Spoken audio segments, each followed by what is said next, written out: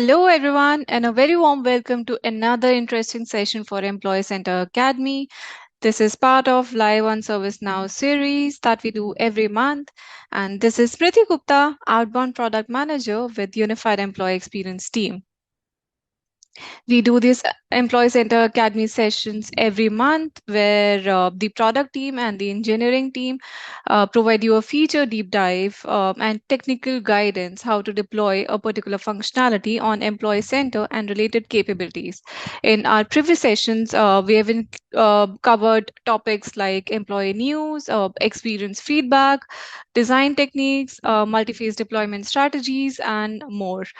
You could see the link on your screen and access all the previous session recording on this particular link and updates on our upcoming session as well.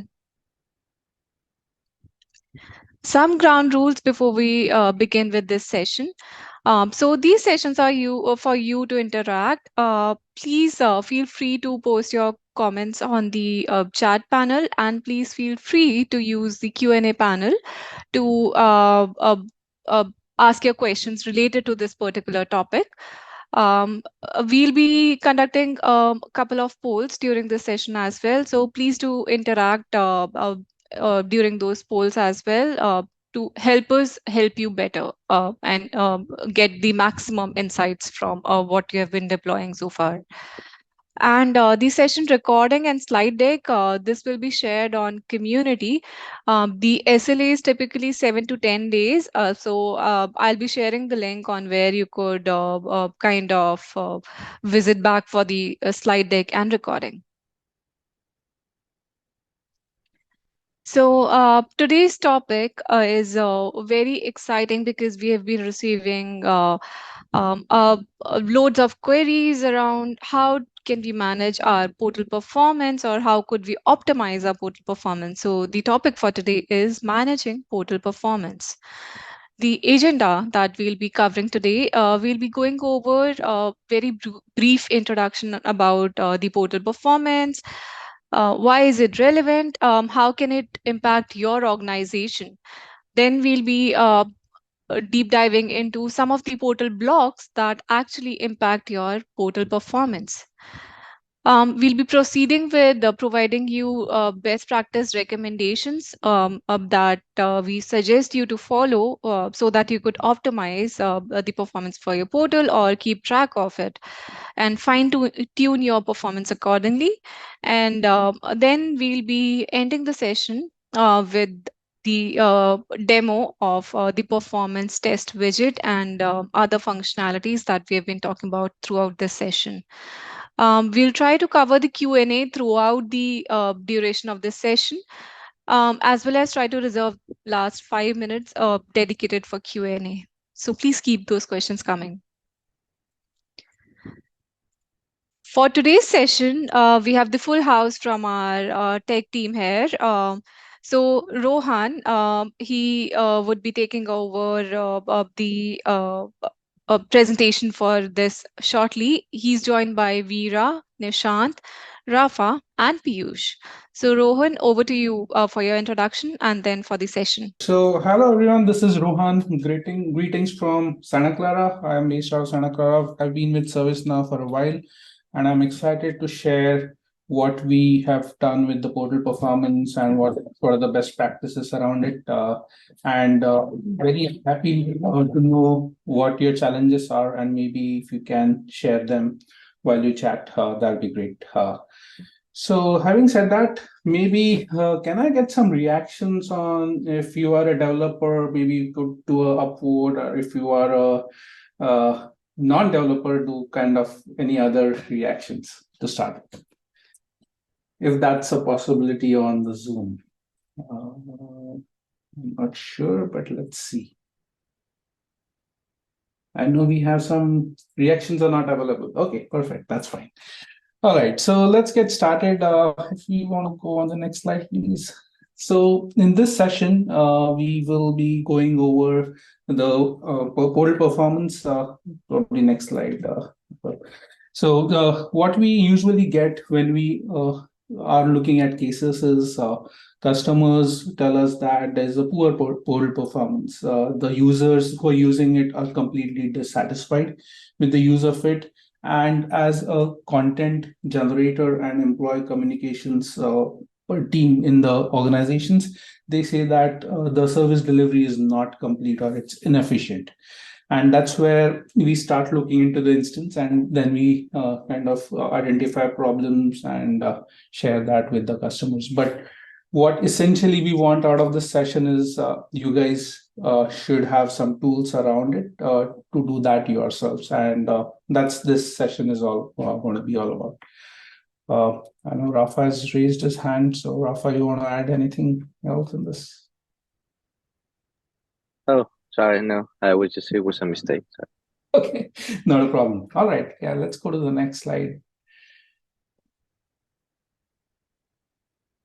Cool. So, first of all, like what do we mean by the metrics of the portal? Like when you say the portal is slow, what is exactly happening? Is it taking time to visually completely load on the screen? What it means is there's a viewport. The display could be either mobile, iPad, or any desktop. Is it taking time to load on its complete viewport? Then there could be some other things, like for example, if it's a fresh user or a first time user who's coming into the ServiceNow portal, that's the metric that you guys should be looking at. Some of the other things are the repeat view, in which like there are frequent users who go to the portal and they can come back again. In that case, they get the cached view, and that time the loading is way quicker than the other scenarios. And the other last one is the fully load, where the portal is completely loaded, including all the asynchronous widgets that we have. Yeah, we can go to the next one. So essentially, when it comes to portal performance, there are a lot of drivers, but the main ones are the content that is created by the individual teams or probably partners, developers, anyone. And the second part is what is the read criteria? For example, you have a content and you have a targeted audience for that.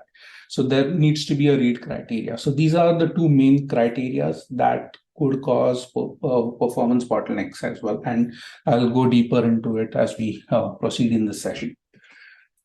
Next one, please. We have a question that we want to ask you guys. So, Smriti, if you can start that poll. So, in this, there will be two questions. One is, do you guys have a SLA that you ensure in your team as a team how much you in how much time you want to load the page? And the second one is that met. That's one thing that we'd like to know. Cool. You've already started getting answers. And Smriti, are you going to share that in like 30 seconds or something? While Sure, I can do that. yeah, while you guys do this, SLA is just the time it takes, like as an organization or as a team, you have decided that the portal should load in a certain amount of time. And then the other question is, are you guys able to achieve it? So that's the other question.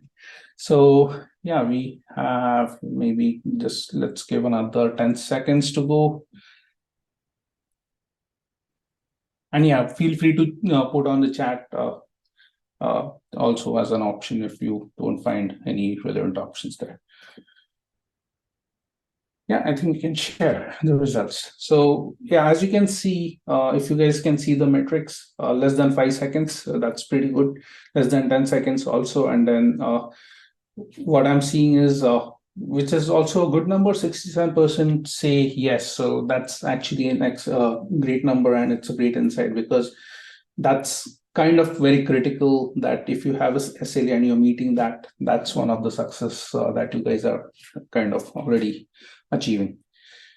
Yep, we can move on to the next slide and the poll or share the, if you're not sharing the results, you can do that, but yeah. Cool. So just an overview, some of you might already know about this, but if you don't, a portal is made up of the header, which contains the taxonomies, the topics, the quick links. There's something called as a mega menu. And inside that, there is connected content. The next thing is the footer. After that, what loads is the recommended for you widget. If you guys don't know about it, it's the widget that actually is kind of personalized based on what is popular, what is let's say an article is being viewed. It's a popular topic. That's the one that shows that up. My active items, that means your requests, your tasks, and any action items that you need to do. Applications is the app launcher. That could also take time. Then there are content publishing widgets. You have the rich content widget, the featured widget, which is like the content experience, or the hero widget. There are quick links in form of information links, and there are some list, like with the last year we released a new feature called news. So there are some featured news, news list widget, and other things. Plus we do have some of the widgets as a part of campaigns. So what all of these widgets essentially do is they do some kind of a criteria check. It could be a user criteria, HR criteria. There could be an audience check, which is part of content publishing, which is an extension of the criterias. It could also mean that those links, like for example, if you see the connected content, sometimes customers do put knowledge articles as links.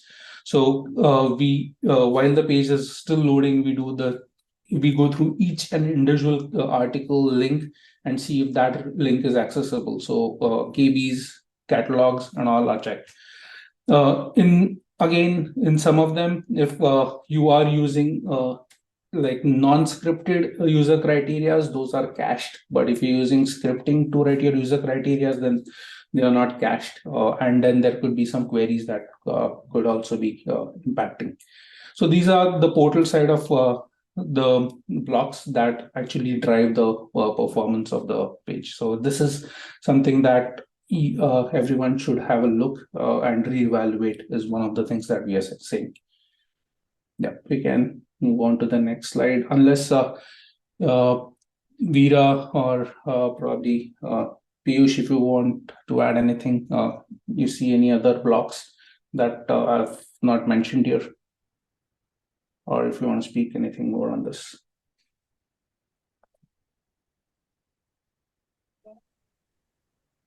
All right, looks like I've covered everything. Yeah, we can move to the next slide.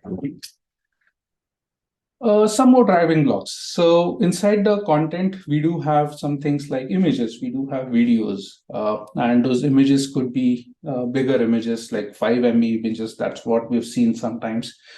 There could be some content which is not paginated. Like for example, in 1 or 2 instances when we had got a critical incident where an instance went down, and that's when the customer came to us saying that, hey, this is what is happening. We saw that they had a list widget which was not paginated. Even if it was paginated on the UI, behind the scenes, they were making calls and loading all 800 list items in that. So that's one thing that can also cause performance issues. And look at it as from the perspective of not just one user looking at it. If you have some kind of an event where there is lots of traffic coming onto the portal, that's going to impact the entire system. So that's one thing that you should definitely look at. Longer server-side processing. We've seen instances where people or the customers, they don't have they don't evaluate a server-side script that is being written, and for probably a window of how much how many records it needs to scan through. And I'll show that in the demo as a part of one of the use cases. Client scripts and leaks. So usually if there is a widget which auto refreshes, let's say there is a timer or a countdown timer saying that, hey, it's 10 days for the next company meeting, or OKRs are due in so and so hours. Those are kind of auto refresh, and they are making every call, like periodic calls to the system. And that, like, at least if you want something like that, you could not use things like set interval, which is kind of a memory leak inside the browser. So that is one thing that is also driving the load of the performance. Do we have any questions that we want to answer, Smriti? Anything that is you guys want to answer live or something? Or should I continue? So we have one question. What items amongst the portal blocks that you presented in the previous slide, taxonomies, footer, campaigns, etc., are considered non-cached? So it all depends on how the user criteria has been set. And again, caching only comes in picture when you are visiting the page for the second time inside that time window. So that even if you're visiting it for the first time, it's not going to be cached. But anything that is using a not a scripted user criteria, things like that are not going to be cached. So that could be a problem. All right, moving on to the next slide, please.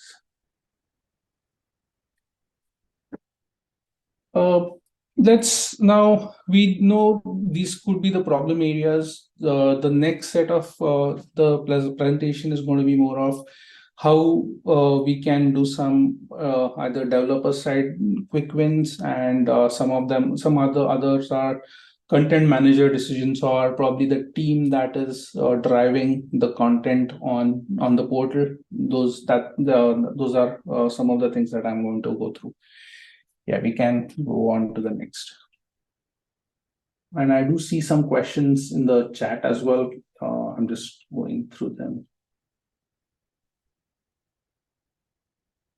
Yeah, that was a question. Okay, which we already answered. So as I was saying before, image size is definitely something that we should be looking at. Not only image size, the video content as well, because we have seen images of 5 MBs or something being used on the portal. Yes, those images look great, but for the portal experience, you might not need that much of size. And there are online tools available that can give us that can optimize the image further. The link is there in this. So if those tools can bring down the image size to 1/10 or even better. Actually, it depends on the image as well, but image optimization is a must-have if you are thinking of using a high density image. That's one thing that you should be looking at.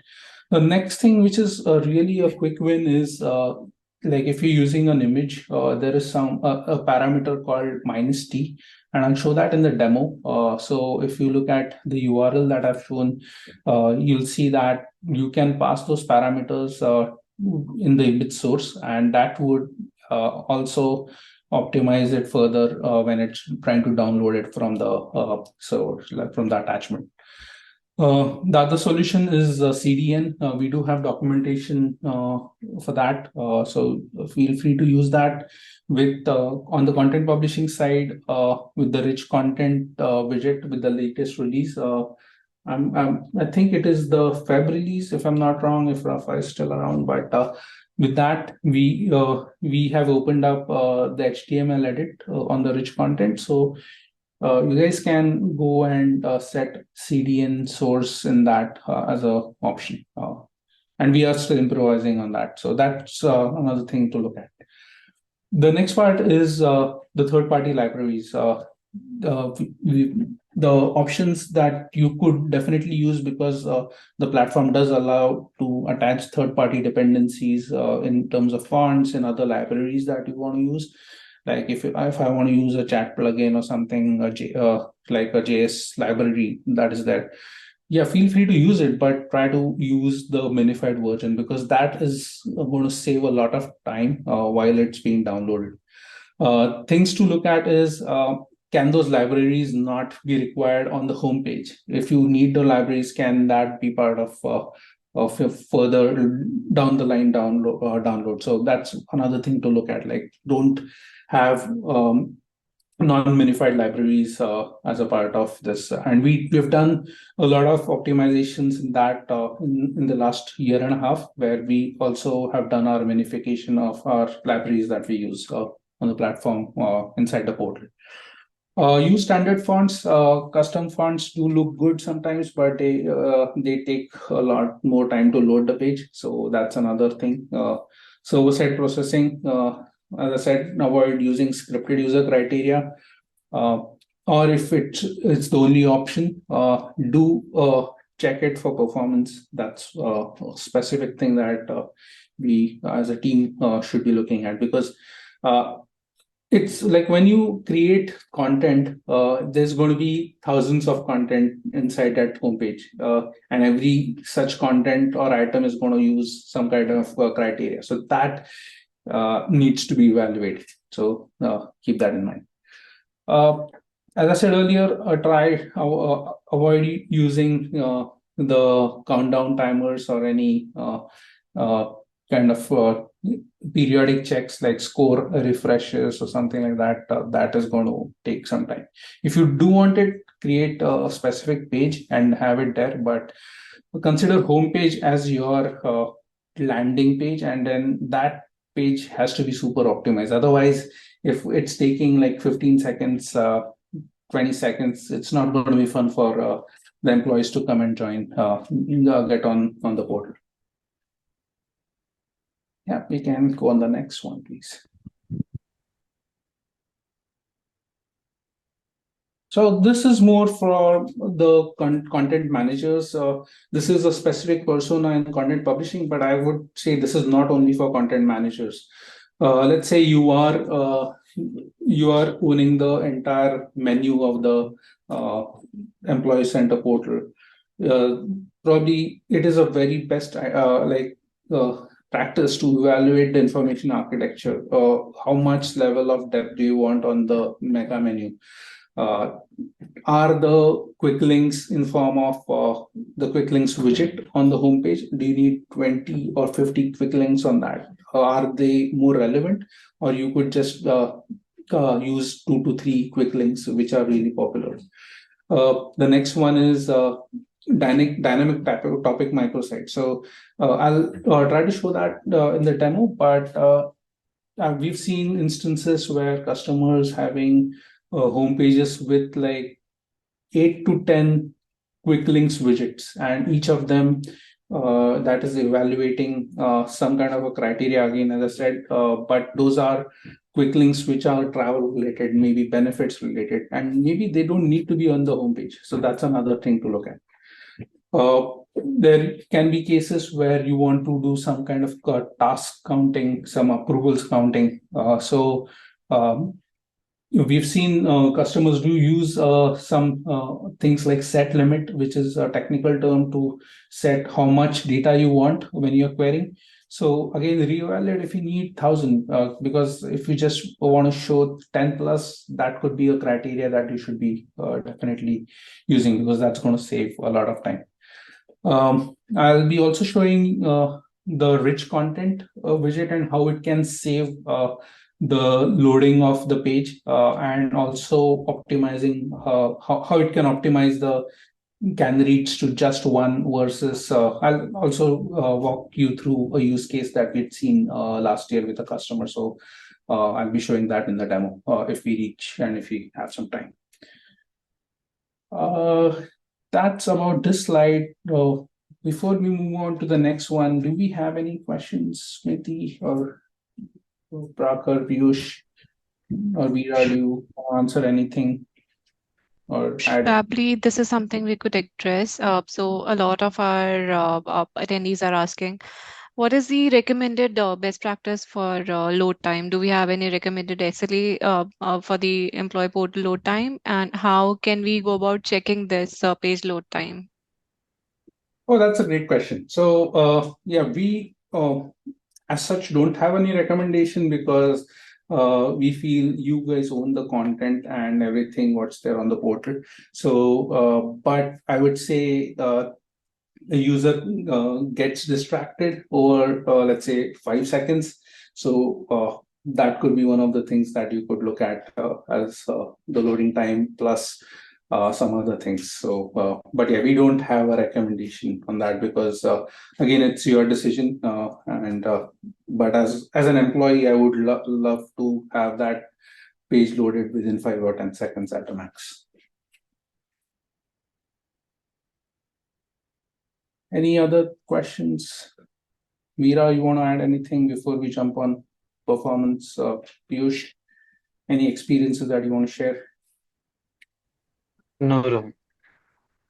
Okay, Rafa, anything? No, it looks good. Okay, I have a point. I sure. see in chat someone mentioning about a script to identify any slow widgets on the portal.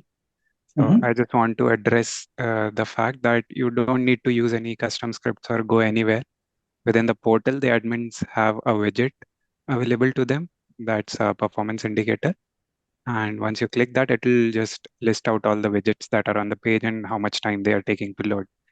So that will Yep. save you some time. That's part of the demo that I'm going to also show. Yep. Thank you. Thanks, Rafa. Okay, so the next question is, I think we do have a question here, Smriti. So if you want to put that as a poll, that'll be good. But while you guys answer the question, do you guys might have a good question like, do performance test help? I would say in most of the cases, yes, but it also depends on what you're testing. And I'll be speaking more about that in the next slide. But yes, there are tools available to do performance tests. But the first thing is we need to know what's our success criteria. Yeah, we'll give another 30 seconds to have people answer.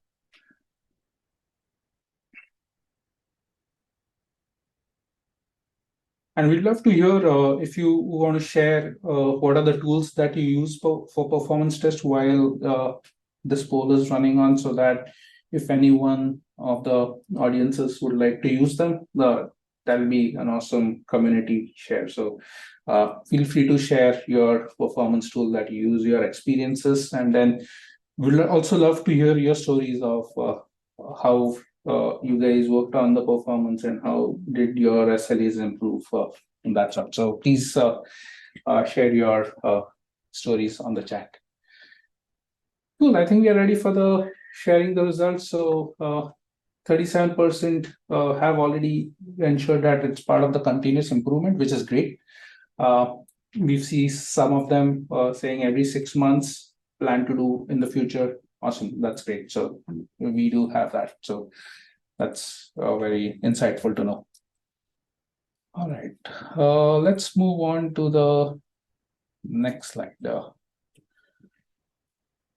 So it's important to know what to test, because that's how you're going to define if a performance test was successful or not. So let's say you have a widget, you're going with a release probably in May or something, and you anticipate there are going to be more writes than reads, then I think you should just test writes, not reads, or vice versa. If the reads are going to be more, there are going to be more reads. The next thing is future. You should plan for the future. I would say 1 year down the line, try to see if you are going to do any major event, any new feature launch, or if you see there's going to be a lot more traffic, then in the future. So this is the time actually you should do the test like 6 months before the release or something, because that way you have time to solve them. And then as I said, it should be part of the continuous improvement, because that way whenever you're launching a new feature, it's part of that DevOps cycle. I have Veera here, who is our performance dev resource, who does performance testing while we launch any of our employee experiences feature. He and his team do a performance test, and he'll share more on his experiences and how we do those tests. So over to you, Veera, if you want to speak. Yeah. Thanks, Ron. So I'm going to briefly explain about the performance testing process in general for any application. Uh, why do we need performance testing is the first question, right? If every team, every company has QA teams, everybody does functional testing. And question is why is performance testing needed when the application is functionally very stable, right? So the major reason for performance testing is when many people access an application, how is it behaving, right? So is it impacting the end users? Is it impacting the servers? So to understand all these things, so performance testing is required to see whether the application is able to handle the load that we are expecting when many people hits it. That is one angle. Another angle is when people are accessing the pages, are they feeling happy, right? So let's say if I'm going to a page and it is taking 10, 20 seconds, 30 seconds, usually I don't want to go again, right? So that's where the user satisfaction comes into picture. So because of these two criteria, because of these two parameters, so the performance testing is very critical for any application which we are using. And the major steps to drive the performance test is these steps, the steps mentioned in the slide. First one is transaction modeling. As part of transaction modeling, we need to identify what are the critical business flows related to portal, whatever the application we're testing. So I'm talking in general. So what are the critical business use cases involved in this application? And then we need to understand also how frequently those flows are hit in production, right? So basically there are two criteria. What are the list of flows? And second is how frequently they are hit and by how many users. So these three parameters, we need to create a workload model for performance testing. And that's part of transaction modeling. These three parameters are defined, right? So list of use cases, number of calls per hour in the peak hour. We have to consider the peak hour so that we are making sure that the application can handle worst case scenarios as well, right? And in addition to these three parameters, data modeling is also very important. So what data modeling means here is what are the list of tables that is being accessed by this portal use cases or application use cases, and then how much data are we expecting in these tables down the line, maybe 1 year or 2 years. So we should always think futuristic, as Rohan mentioned, to be ready for the worst case scenarios and also address them. We'll have enough time to address those issues as well. So as part of data modeling, so we need to populate the corresponding tables whichever the application is accessing with the right set of data. What I mean is, let's say for example, if you take incident table, right? So if we are expecting 1 million example, let's say we're expecting 1 million incidents over the 1 year period.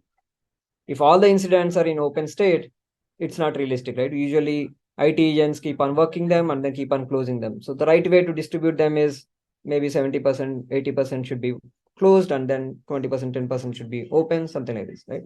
So such distribution also be taken care as part of data modeling. So the tables that are being accessed by the application should have the right set of data, right number of rows, which is based on the projections, and also right set of distribution in terms of status and all those things.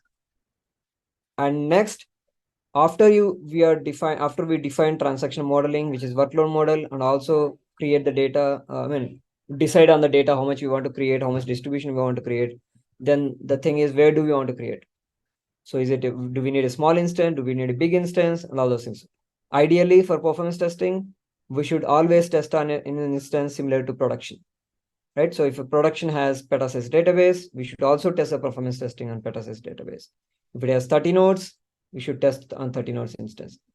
Ideally, if you have an existing production instance, I would strongly recommend to clone it over another instance, and then on top of it, test the new application, deploy the new application and test it. Right, so environment, as part of environment provisioning, we have to make sure the performance test instance that we are planning to use should be similar to production. And also several things comes into criteria here. So basically number of app nodes, number of database size, as well as number of read replicas, shards, and there are some other parameters as well. after these three are defined, the next part is how to test it, right? So basically, which tools do we need to use? So here there are two kinds of testing people can do. So one is in order to understand what is the user experience when portal is accessed, right? So let's say as a user, when I access the page, how much time it is taking. So one of the people asked the question, same question in the chat. So there are two ways to test it. So here in ServiceNow, we use a tool called web page test, which gives us the metrics that Rohan talked about in the beginning of the session, where visual complete times, repeat view, first view, fully loaded time. And so this we are using web page test, right? For that. Whereas if you don't have the tool, another way to measure is using the stopwatch. So you use Chrome developer tool in your Chrome browser, and then you can use a stopwatch to measure the visual complete time, first view and repeat view. But fully loaded time, it gives in the Chrome developer tool in the bottom. There is something called load, which represents the total time taken by all the calls, right?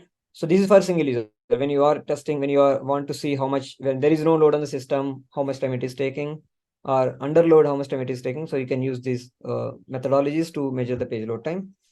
Next one is how to simulate the load that we are expecting in the production, right? So as part of transaction modeling, we already assessed the list of business use cases and then number of calls per hour and all those things. We can use the tools like JMeter, LoadRunner, NeoLoad, these kind of tools to simulate those load. So create those scripts and simulate the similar load using those tools, and then understand the instance performance by monitoring different metrics in the instance, right? So if you have instance observer tool available for you guys, you can use that to understand the instance health. Otherwise, there is a tool called ServiceNow Performance inside the instance itself to use at high level. When you are running the test, you can live it, but it doesn't store any historical data. But in live, you can see how is the heap going on, how is the semaphores going on. Like there are several default metrics we are providing as part of ServiceNow Performance Dashboard. And also there are different tools available in ServiceNow instance. I will briefly explain each one of them. So one is stats.do. So stats.do give you the statistics on the connected node. Let's say you have 20 nodes and you are, when you log into instance, it connects to one of the node, right? So on that node, how many semaphores were being used, how is the heap, and how is the scheduler threads, and all these things you can monitor it. Similarly, if you want to go more details, there is something called XML stats.do, which gives you some more metrics in detail. And also, there are some tools inside the core UI. When you go to platform UI6, some people call it as UI16 or platform or core UI. You search for slow queries, slow transactions, slow scripts. All these features are available in order to understand if you see something slow. So then go to these pages, and then it will show if there are any SQL queries are running slow, or if there are any business rules are running slow, and slow transactions, or it will give you which use case, which URL is very slow. And also there is something called syslog transaction, which is very useful when you debug the performance issues. Let's say you are hitting a page, that page internally calling several widgets, some rectangle calls, or some widget calls, right? So if you want to see the performance of each HTTP call, you go to sys_log_transaction table, which gives you each call, how much time it is taking on the server side, and also it gives a split of the total time. Basically, it gives you total response time and session wait time, semaphore wait time, SQL time, CPU time, ACL time, business rule time. So using these metrics, you can understand why particular URL is taking time, and you can analyze deeper based on that.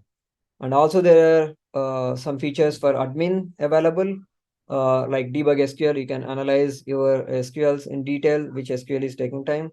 And also there is a debug all option where you can have more logging in the session debugger itself.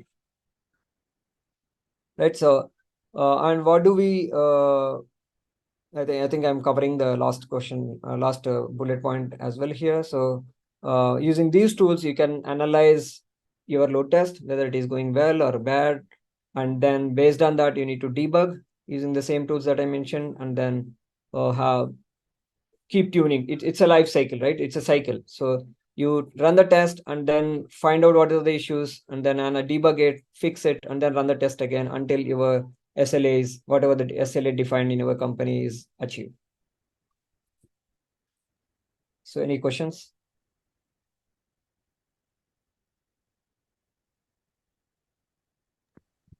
Probably, Yeah, please go ahead.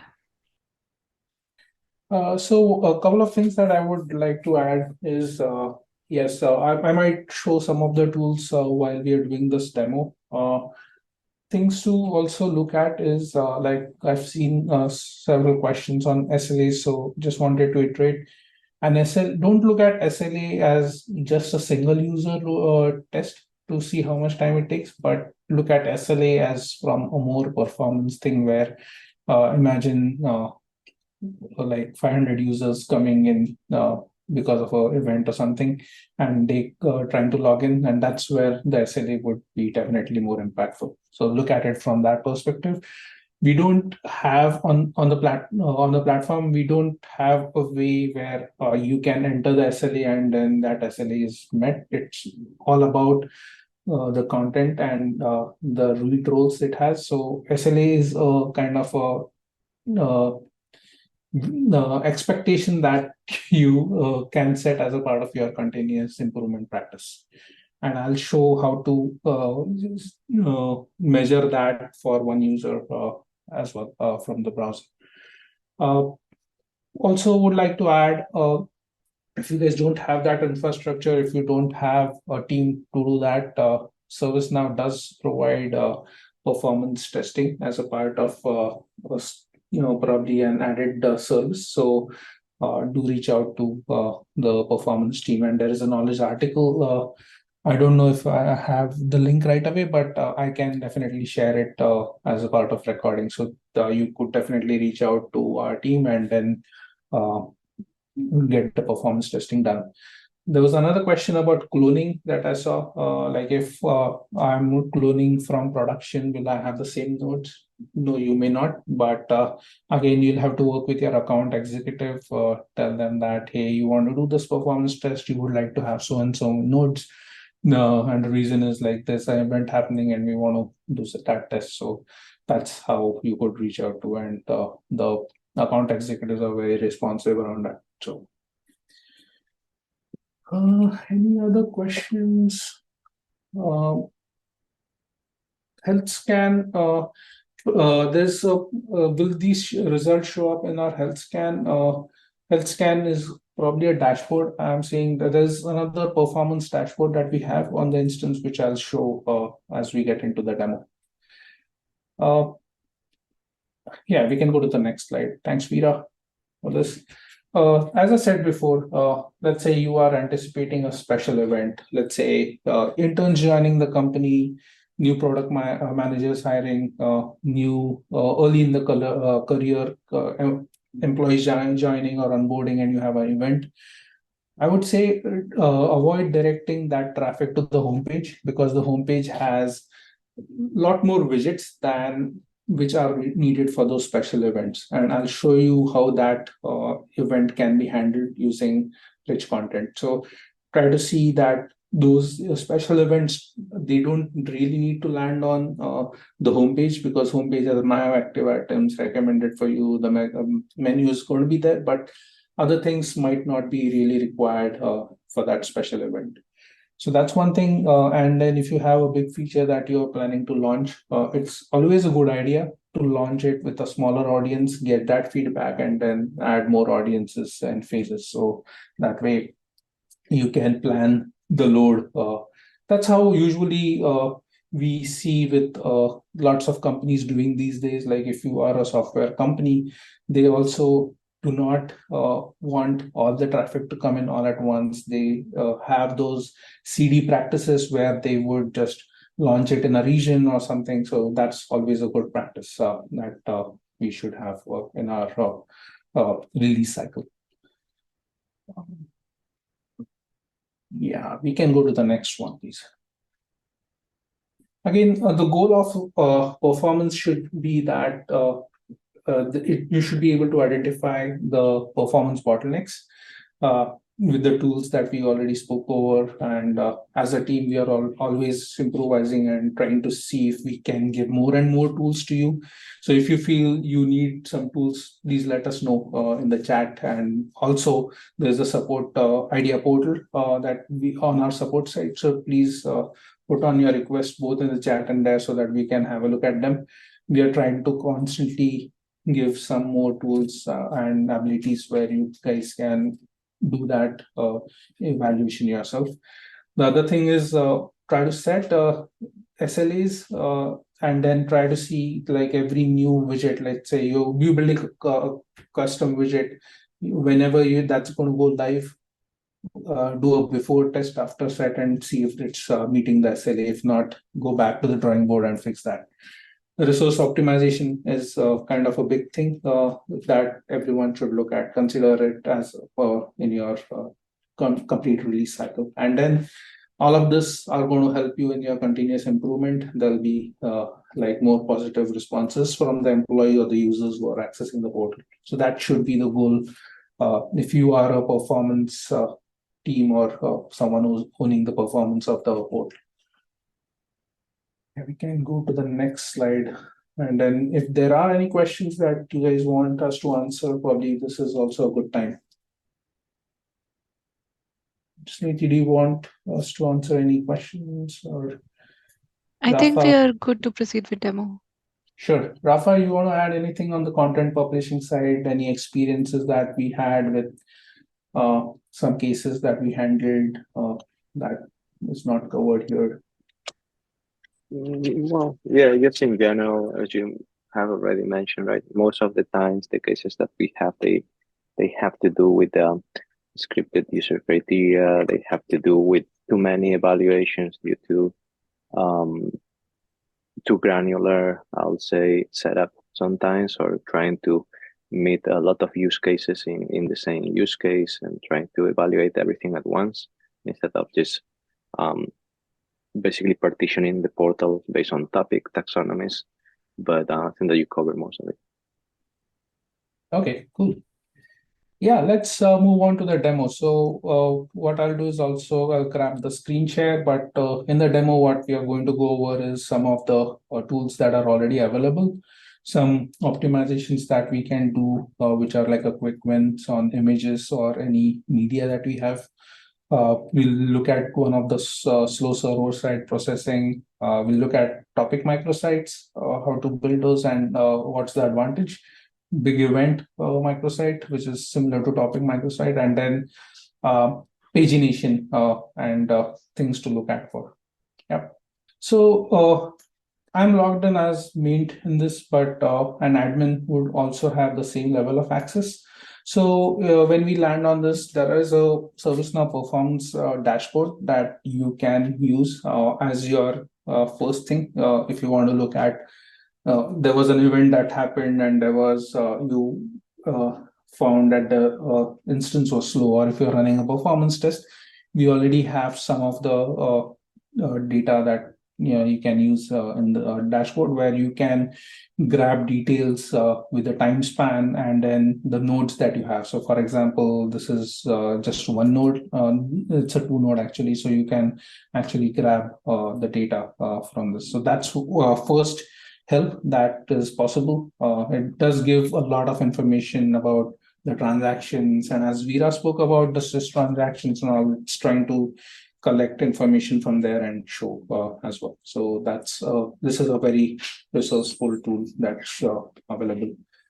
The next one that I actually want to show is the tool that Prakar was mentioning. So if you go, if again you are an admin on the instance, if you land on the home page, you'll see that on the bottom left, there's a timer tool, like a timer like icon. It's nothing but a button to open up the performance indicator. So once we open it up, it's going to grab all the performance metrics on all the widgets that are there on the screen, and it's going to get that.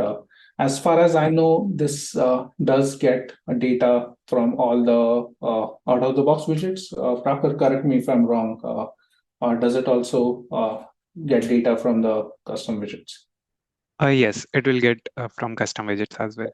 Yeah, perhaps yeah. As you said, it also tells that a widget is customized or not. Right. Is it being displayed on it? So these are some good stats that you can definitely get. If you as a developer, if you want to see how much time a page is taking to load, you can definitely make use of the Firefox or Chrome, whatever browser you're using. They do have a good set of tools. So if I just hit refresh, it's going to tell me how much time the page took to load. Some of the things to look at is there'll be something called as SP page you could look at. So this will tell you that it took 1.94 seconds to load. Then, as Veera also mentioned, uh, and these are all the widgets, individual widgets, and they make a call to server to get the data. So if you want to look at a particular widget, if you know it, or if let's say there is a widget which I might show up in this demo, which is taking a lot more time, we can try to see how much time it's taking. So for that, let me actually start with the slow server side demo. So I want to impersonate as a user in my system. It is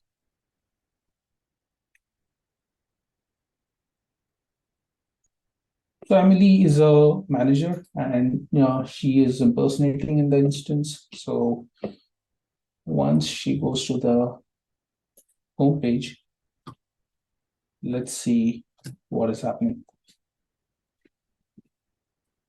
So as you can see, the page is taking a bit more time to load.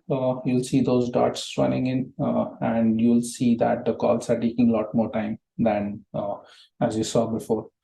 True, because admin would not have, for one, because admin would not have targeted content to them, so the admin's page is going to load faster. But there are going to be other things that are targeted, and there might be some issues with some of the widgets. So as you can see, the page is now loaded. You might want to see, first thing is if you want to see if there are any widgets that are causing any slowness. So you could just filter in say a rectangle. So it's going to get in all the widget related calls, and it's going to tell us how much time each of them is taking. And then you could use some sort of parameter. As you can see, this widget is taking 18 seconds, which is very interesting. So that is one thing that you can definitely look as a single user test. Hey, why is this widget taking 18 seconds? So if you look at, do a deeper dive in the widget, one of the problematic widgets here is something that I already know. So there is a report pending tasks. So what it does is it actually, as Emily is a manager, it actually scans for Emily wherever she's the manager of a resource, and for all the reportees of Emily, it's going to go find records which are pending as a task in the task table. So let me stop my impersonation and let me show you what's happening.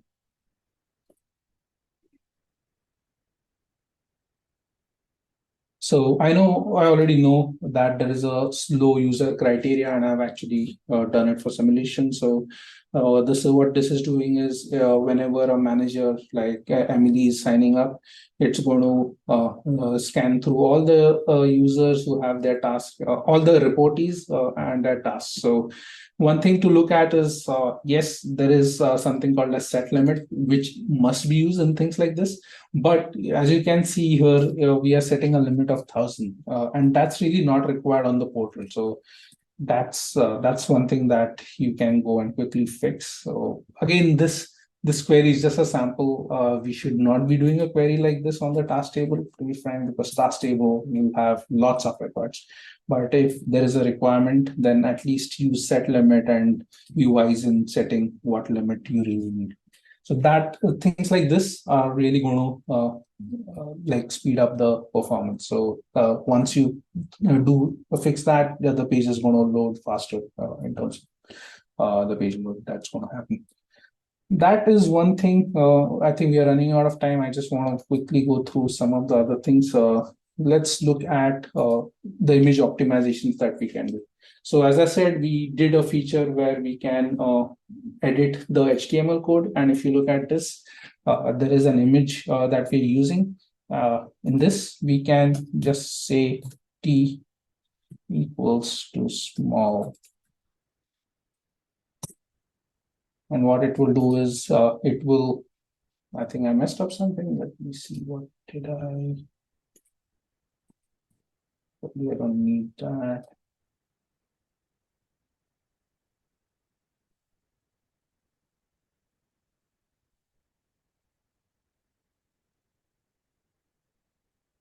Let me refresh it. But yeah, this always happens when we're doing demos. But it should work when you add t equals to small. It should definitely get a small thumbnail instead of the large one. So that's one of the optimizations that's possible. If you're using iframes, do use lazy loading. So if you're using rich content, it does lazy loading for iframes with video by default. So that's an advantage of using rich content. So do have a look at it. The other things to look at is when we are loading the iframe, we should always not autoplay to save the time to load. That's another thing. Then let's look at the big event kind of a thing. So if I impersonate another user, let's say able tutor, I'll give an example of that where we are loading the home page for them.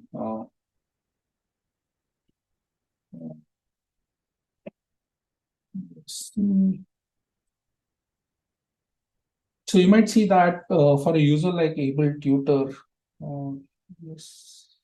you see that we've seen this in the live scenarios as well, like there are lists that are loaded and those have like 20, 30 information links. And what is going to happen is for all those links, we are going to do a user criteria check. So that is kind of not required. Instead, what could happen is, in this case, it could be just a topic microsite that you could build using rich content. And you could build this rich content where all of these lists are just going to do one user criteria check. So that's going to save a lot of time for the page to load. So that's another thing. And then a big event like this, maybe an all hands or something, where you have all the employees joining in, you could just create a page with rich content, the page which I just showed you. It would have some imagery, and then it would lazy load the widgets and it would still use the same CSS theming because it's a page part of the portal. And you could also give some links to that. So events like this would definitely be resourceful. I know we are almost at time, but the last one that I actually want to show is because there are very common use cases of custom widgets. So let's say you have built a page which is very similar to this, and you have a list widget. So ensure that the list widget is using pagination. It's making the server-side calls to just get initial content, not like all the content, and then you are just rendering part of it. So that also is very critical when you are doing or building your custom widgets and having to only render what is the must-haves. I think that's probably it. If you can show up the slide one more time, Smriti, if that's okay, we might just go a minute. Yep. Yeah. So we do have resources on the slide, and I will, if you have any feedback, do let us know. We will try to get it on our community site as well and add those resources. So some of the things that are already there on the resource, in the internet, I've shared that, and then some of the tools that are available. So yeah. Having said that, I think we appreciate you guys being here and then listening and then sharing our experiences. Thank you so much.